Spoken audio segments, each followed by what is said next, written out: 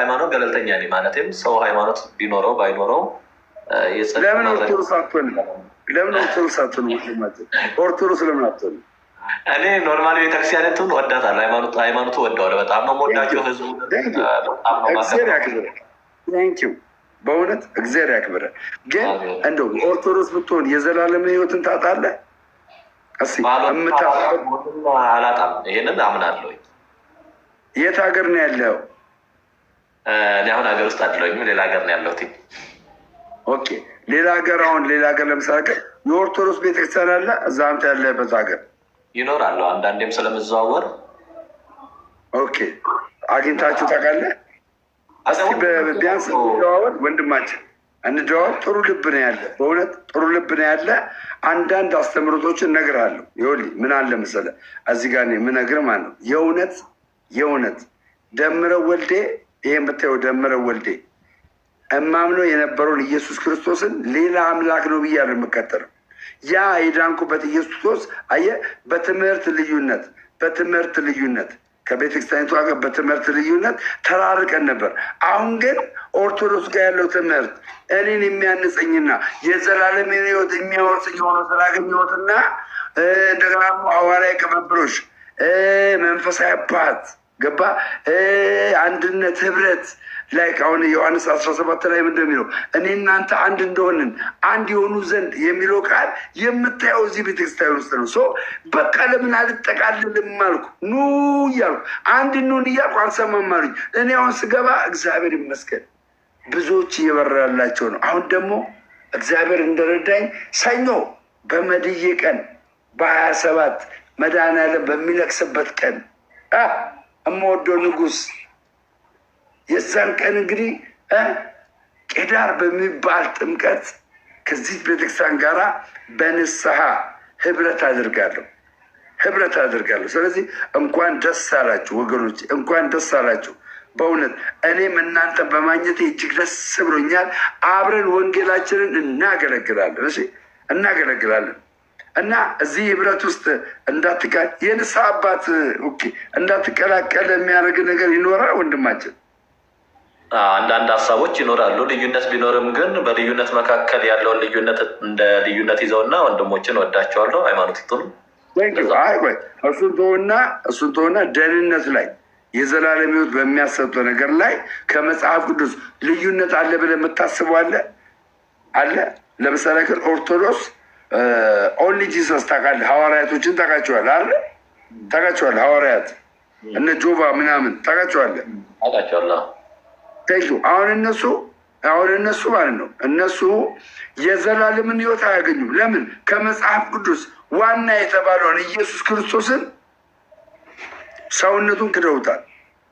ገባ? ሰውነቱን ክደውታል። ይሄ ማለት ደግሞ አንደኛ ዮሐንስ ምዕራፍ 4 ላይ ገባ? ኢየሱስ ክርስቶስ በስጋ እንደመጣ የማይነገር እሱ ከምንድን ይላል? ከሌላ ነው ይላል። አየህ፣ ስለዚህ እነሱ ከሌላ ናቸው። ኢየሱስ በስጋ እንደመጣ ኢየሱስ ከመለኮት አንድ አካል የሆነውን ወልደ እግዚአብሔር መሆኑን የማይቀበል አስተምሮ እሱ ምን ያለ ነው? የስህተት አስተምሮ ነው። የዘላለም ሕይወትን አያገኝም። ኦርቶዶክስ ስላሴ ትምህርት አምናለሁኝ። በነገራችን ላይ ልጨርስና ኦርቶዶክስ ውስጥ ልክ እንደዚህ ሴባሎሳውያንን ወይም ደግሞ ኦንሊ ጂሰሶችን ልክ እንደዚህ ማለት ነው እንደምንቃወማቸው ከመጽሐፍ ቅዱስ አንስተን እንደምንቃወማቸው ኦርቶዶክስን ከመጽሐፍ ቅዱስ ክፍል ይህንን ክፍል እኮ አትቀበሉም የምትለው አለ ከመጽሐፍ ቅዱስ። አይ እንደዛ ሳይሆን እኔ አሁን በዶግማ በቀኖና በተለያዩ ደግሞ ገድላት መጽሐፍት ላይ እንዲሁም በአንዳንድ ቦታዎች ላይ የተጻፉ መጽሐፍቶችን ነው። እኔ ኖርማሊ ኦርቶዶክስ ቤት ረጅም ጊዜ ቆይቻለሁ፣ አውቃለሁ ትምህርቷንም በደንብ እና ህብረቱ ያልከው ነገር እንደ አንድ ጥሩ የሚነገር ነገር ሆኖ የማየው ነገር ያየሁት ነገር ነው እና ይሄ ነው ብዬ የምለው ነገር የለኝም። እኔ አሁን በመጀመሪያ ስትጀምር የነበረው ሀሳብ ሰዎች ሃይማኖት ስላላቸው ወንድማችን ቆይ አንተ ኦርቶዶክስ ነበር ገባኝ። ከኦርቶዶክስ ምን የስተት ትምህርት ሰምተህ ወጣ? ምን የስተት ትምህርት ሰምተህ ወጣ? አይ እኔ የስተት ትምህርት ይሄ ነው ብዬ ሰዎችን የምልበት ምክንያት የለኝም። ሳነብ መጽሐፍ ቅዱስን ሳነብ ግን መጽሐፍ እንደሚናገረው ማንም በክርስቶስ ቢሆን አዲስ ፍጥረት ነው፣ እነሆ አሮጌው አልፏል፣ ሁሉ አዲስ ሆኗል የሚለው የእግዚአብሔር ቃል በተለይ ደግሞ ገላትያ 1:6 አካባቢ እርሱ ሌላ ወንጌል አይደለምና ነገር ግን እኛም ብንሆን ከሰማይ መላእክት እንኳን ቢሆኑ ከተሰበከላቸው ወንጌል የተለየ የሚሰብክላቸው ቢኖር የተረገመ ይሁን የሚል አይነት መጽሐፍን ሳይ ሌላ መጽሐፍቶች እንዳላነብ ሌሎችን እንዳላይ እነዛ መጽሐፍቶች ከመጽሐፍ ቅዱስ ውጭ ከሆኑ ስንት መጽሐፍ ቅዱስ ነው ያለው? በኦርቶዶክስ ውስጥ ስንት ወንጌል ነው ያለው? አይ ወንጌሉ አንድ ነው። ታንክ ዩ። ይሄ እዚህ ገላትያ 1:6 ላይ የተናገረው ጳውሎስ ስለ ወንጌል ነው አለ? አዎ ስለ ወንጌል ነው። ታንክ ዩ። ኦርቶዶክስ ሌላ ወንጌል አላት? ጳውሎስ ከሰበከው ውጭ ሌላ ወንጌል አላት? ኖ ተጨማሪ ትምህርቶችን ለምሳሌ በክርስቶስ ኢየሱስ ካገኘነው መዳን ጋር ወንጌል ነው ያልኩህ። ይኸውልህ ወንጌል ጳውሎስ ካስተማረው ወንጌል ውጭ እኮ ገባኝ። ጳውሎስ ካስተማረው ወንጌል ውጭ ሌላ ወንጌል ታስተምራለች አላት? ኦኬ ይኸው ሌላ ወንጌል የሚለው እንግዲህ ከዚህ ከክርስቶስ ውጭ ሌላ ስብከት ማለት ነው ባጭሩ። ለኢየሱስ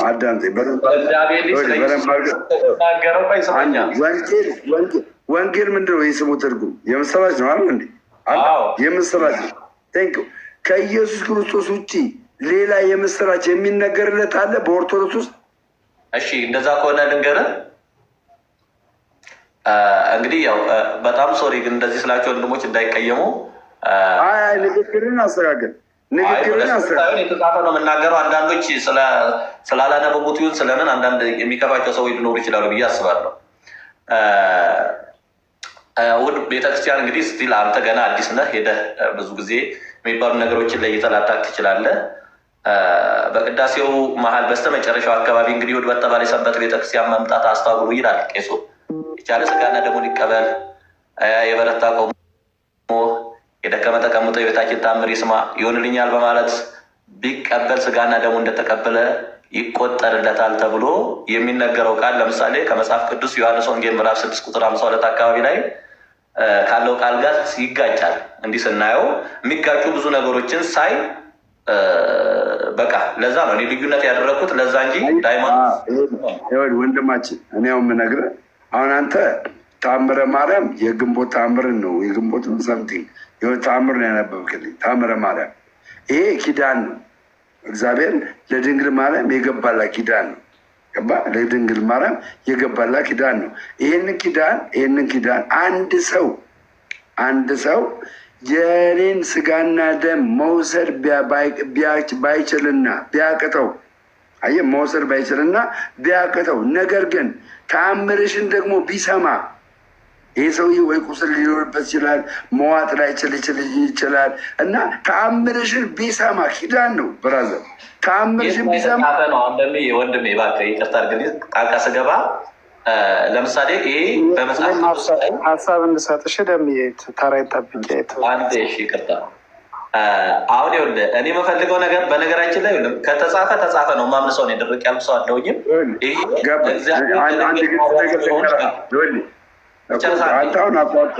አንተ አቋርጠን የገባው እኔ ግልጽ አድርጌ ልንገርህ። አሁን ላተናገርከው ንግግር መልስ የምሰጥህ አሁን የተናገርከው ንግግር ዶግማ አይደለም። ገባ? ኪዳን ነው።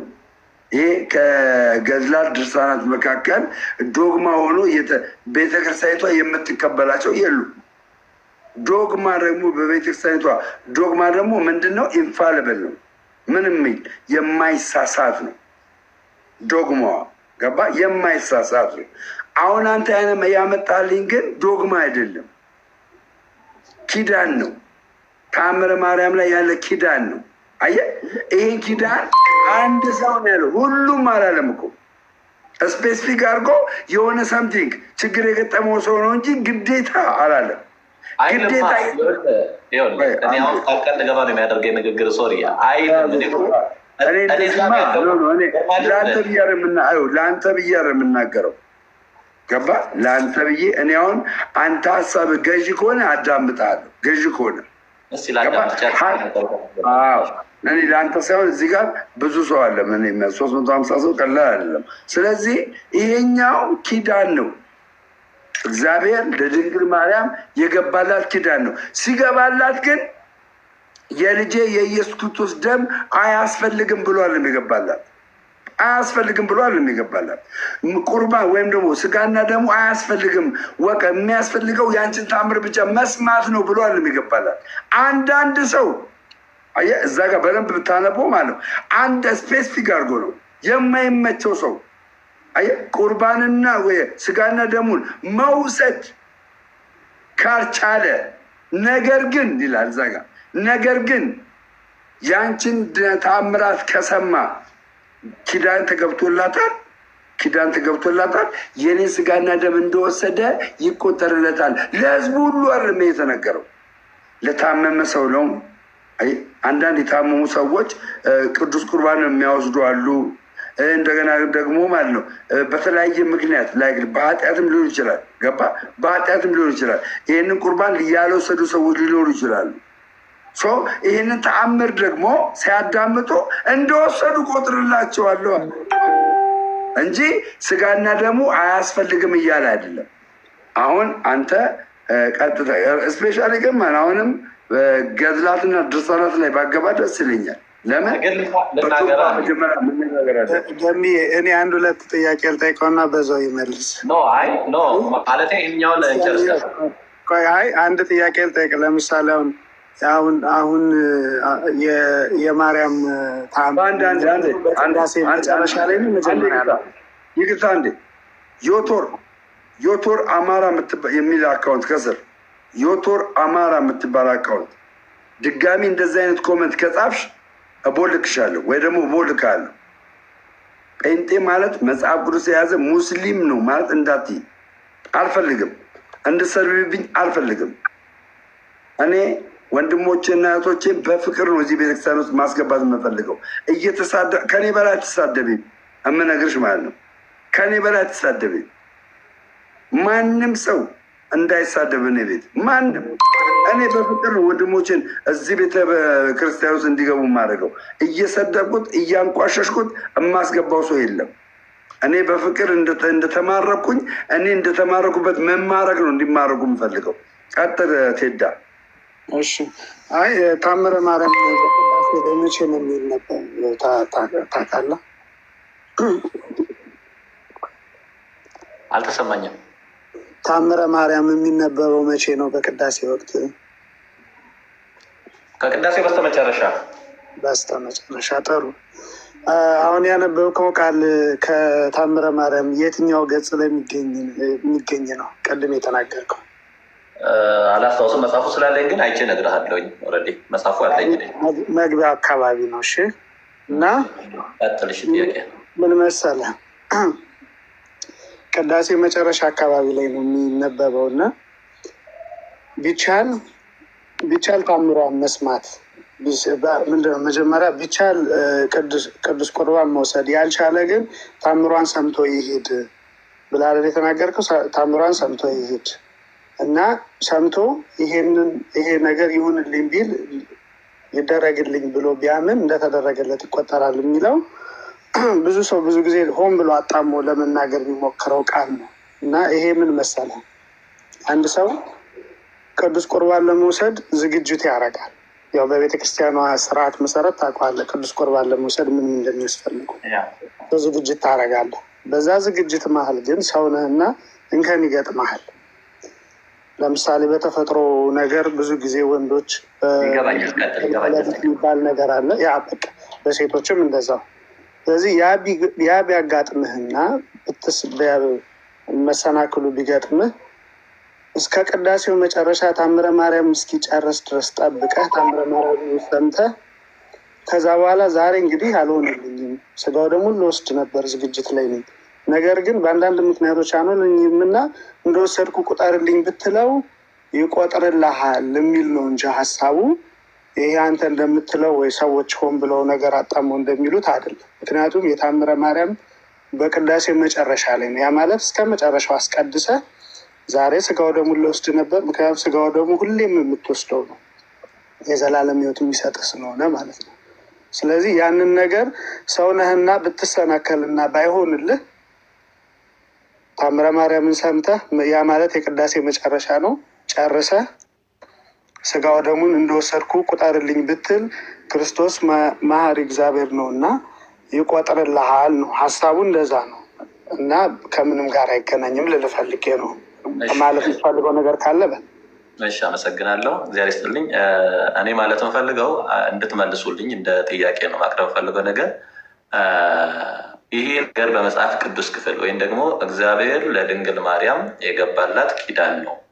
ይሄ ኪዳን ስለሆነ እንደዚህን ስጋና ደግሞ መቀበል የማይችሉ በተለያዩ ችግሮች ቤተክርስቲያኒቱ አስተምረውም ቢሆን ስጋና ደግሞ መቀበል የማይችሉ ሰዎች ቢኖሩ ተአምሯን ሰምተው ይሆንልኛል በማለት ወደ ቤታቸው ቢገቡ ስጋና ደግሞ እንደተቀበለ ይቆጠርለታል ይላል እና ዮሐንስ ወንጌል ምዕራፍ 6 ላይ ሲናገር ስጋዬን የበላ ደሜን የጠጣ የዘላለም ሕይወት አለው፣ ስጋዬን ያልበላ ደሜን ያልጠጣ የዘላለም ሕይወት የለውም ተብሎ የተጻፈው ቃል ጋር የሚጋጭ ነው።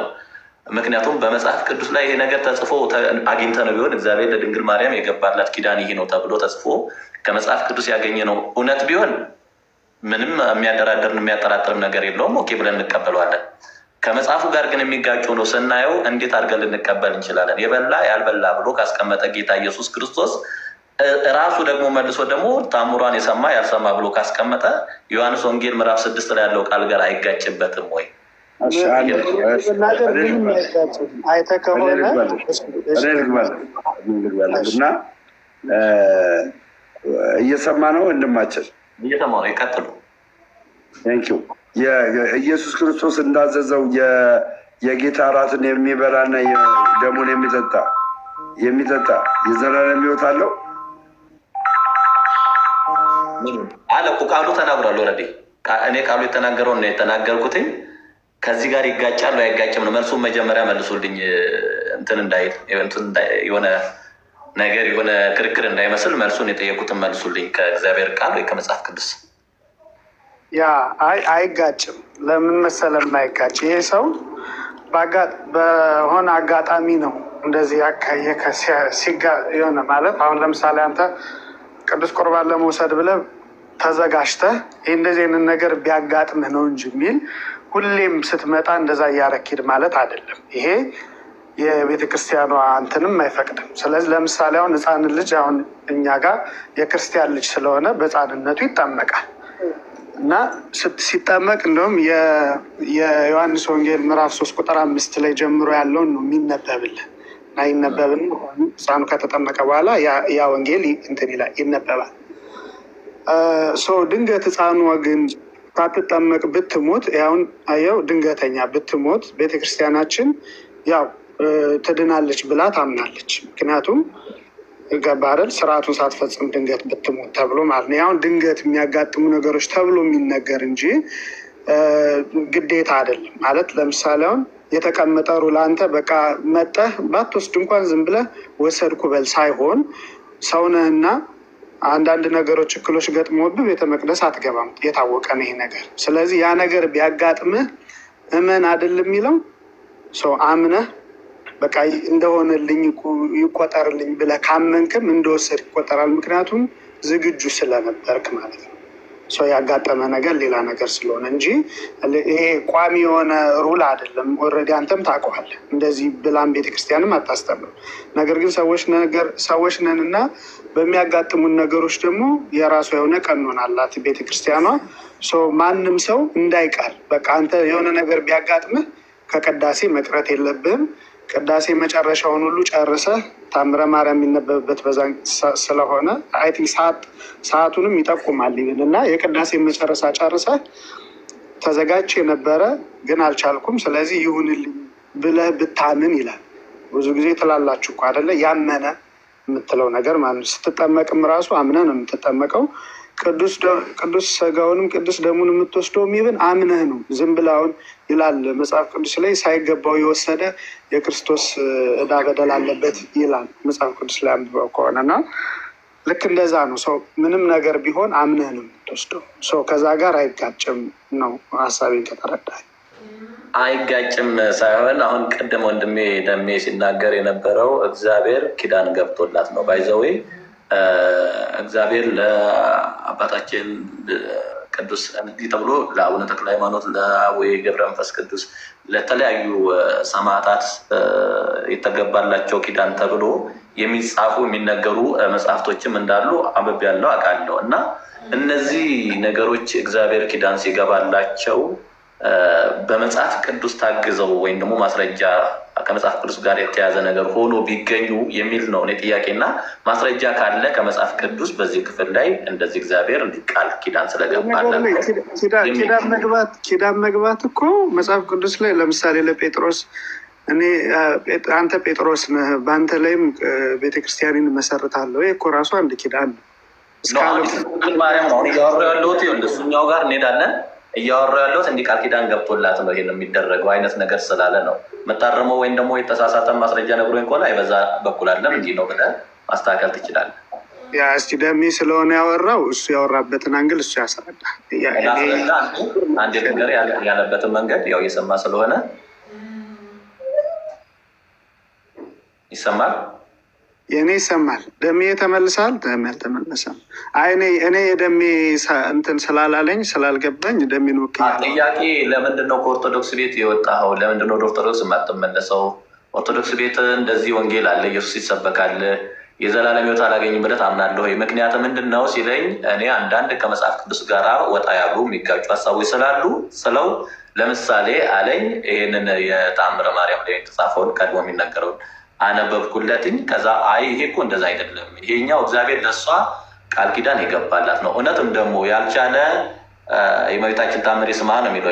የደከመ ተቀምጦ የበረታ ቆሞ ይላል። ያልቻለ ምክንያቶች ይኖሩታል። እሱ እንደ ቤተክርስቲያን አስተምሮ ምክንያቶቹ የታወቁ ናቸው። አንተም እንደምታውቀው ግን ከመጽሐፍ ቅዱስ እግዚአብሔር እንደዚህ ኪዳን ስለገባላት ነው ይሄን ነገር የተጻፈው። ማለት ይሄ ከዘላለም ሕይወት አንግል ነው ነገር እየሆነ እያየን ያለ ነው አይደለም። ህይወትን የዘላለም ሕይወትን ከማግኘት አንግል ስለሆነ እያየን ያለ ነው። እሱን ከዘላለም ሕይወት ጋር ያያዝከው አንተ ነህ። ግን እኔ ግን ትክክለኛውን ነገር እየነገርኩ ነው። ምክንያቱም ቤተክርስቲያን አንተም ሄደህ ትሰማለህ፣ እኔም ሄጄ እሰማለሁ። አሁን አንተ ጋር እንዴት እንደተጋጨብህ ባላቅም የታምረ ማርያም የሚነገረው የቅዳሴ መጨረሻ ላይ ነው። እስከ መጨረሻው ቁሞ የጸና በአንዳንድ አጋጣሚዎች ያጋጠመው ሰው ካለ ገብቶላት ነው የሚለውን ከማስረጃ ጋር ቢነገር አይደለም የተናገሩት። ሜቢ ደምረው አንዳንድ ነገሮች የሚሉ ነገር ካለ እሱ ይበላ አልኩ እኮ። የእኔ ደግሞ የማውቀው ይሄንን ነው። አንተ ኦልሬዲ አውቀኸዋል። እኔ ነገርኩን፣ ፖይንቱ ገብቶሃል ኦልሬዲ። ለምሳሌ አንድ ሰው ተነስቶ የሚያስረዳ ነገር ካለ እዛ ሰው ጋራ በደንብ ተረዳዳ። የኔን ግን ፖይንት አግኝተዋል ይመስለኛል። ደምቤ ከቻለ እንዲመልስልኝ። እሺ እንግዲያው ችግር የለውም ከሱ ጋር። ምንድን ነው ወንድማችን አሁን የገባት ምንድነው ጥያቄ ያቀረበው? ጥያቄ ለማርያም የተገባላ ኪዳን አለ ወይ ነው አለ እያልክ ያለው እሱን ነው ከመጽሐፍ ቅዱስ። ኦኬ መጽሐፍ ቅዱስ ላይ እንግዲህ ኢየሱስ ክርስቶስ የተናገረውን አለ የኪዳን ይሄ ደሜን ስጋዬን የበላ ደሜን የጠጣ የዘላለም ሕይወት አለው ብሎ ተናግሯል አለ ዮሐንስ 6:54 ላይ ተናግሯል ብራዘር። እሺ ይህንን ደግሞ ሉቃስ ወንጌል ምዕራፍ 22 ቁጥር 19 ላይ ሐዋርያቶቹ እንዳለ በልተዋል በለኝ። አዎ ቀጥል አንተ። እኔ እኮ የጠየቁት ጥያቄ እሱ አልነበረም። ቆይ ገብቶኛል እኮ ለማርያም የተገባላ ኪዳን አለ ወይ እያልክ እኮ ነው አለ። በዚህ ዙሪያ ከመጽሐፍ ቅዱስ በዚህ ዙሪያ ስለ በቁርባን ዙሪያ ችግር የለውም። በቁርባን ዙሪያ ኪዳን ተገብቶላታል እያልክ ነው አለ። ይሄ ስጋና ደሙ ኪዳን እንደሆነ ታምንበታለህ አንተ? እግዚአብሔር ለሕዝብ የገባው ኪዳን እንደሆነ ታምናለህ? ኪዳን ነው ታምናለህ? በደንብ። ይሄን ኪዳን የፈጸመ ሰው የዘላለም ሕይወት አለው? አሁን እኮ ይኸውልህ፣ አሁን መመለስ ከቻልክ መልሱ መልስ። አንድ ነገር ላይ ስለ ድንግል ማርያም እመጣልሃለሁ። መጀመሪያ ግን አጠቃሩ ንግግር አልፈልግም። አንደኛ ነገር ጥያቄን መልስ የፈለገን ጠይቀኝ። ገባኝ። ጥያቄን ልመልስልህ የግድ ሄድን ማስረዳት መቻል አለብኝ።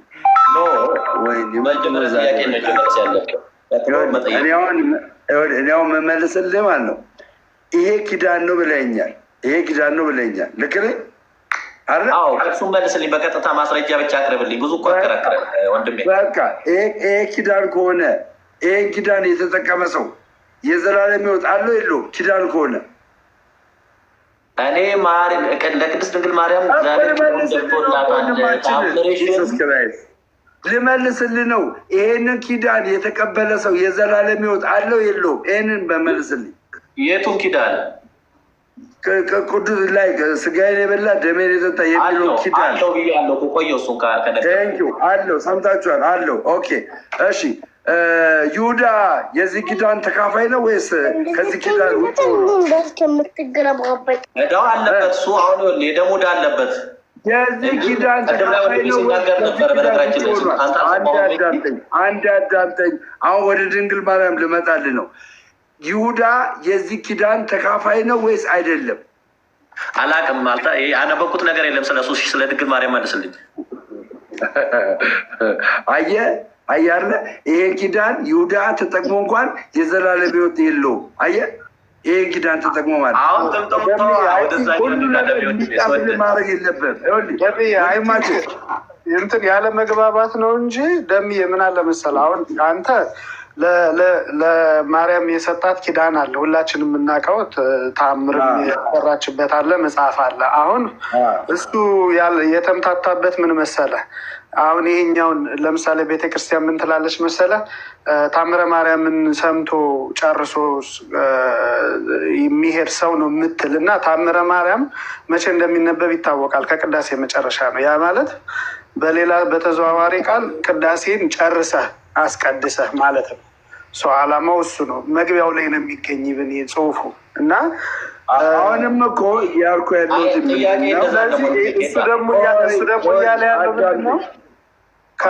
ይህንን እንደ ኪዳን ወስዶታል መሰለኝ። አሁንም አዳምጠኝ።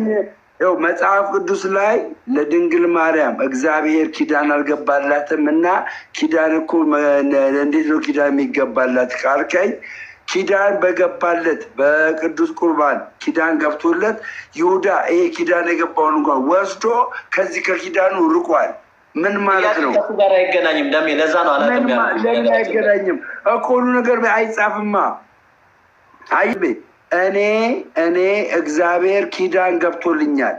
ይሄ የገባልኝ ስለ ጴጥሮስም እንደዛው ነዋ። ይኸውልህ ወንድሜ ድንግል ማርያምም እግዚአብሔር ኪዳን ገብቶላታል።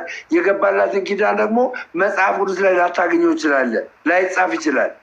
ገባ? ላይጻፍ ይችላል።